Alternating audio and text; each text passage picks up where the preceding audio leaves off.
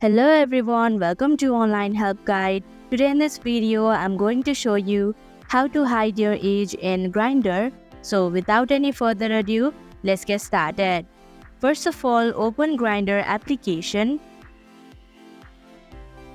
Click on your profile in the top left corner. Click on Edit Profile option. Now scroll down your screen. Here, you'll just have to turn off the button of Show Age option. Click on Save option. Now, whenever people will view your profile, they won't be able to see your age. So that is how you can hide your age in Grindr. Thank you for watching Online Help Guide. Hope this video was helpful. If it was, hit the like button and comment down if you have any questions or feedback. Also, if you are new to our channel, subscribe and hit the bell icon so that you don't miss our upcoming videos.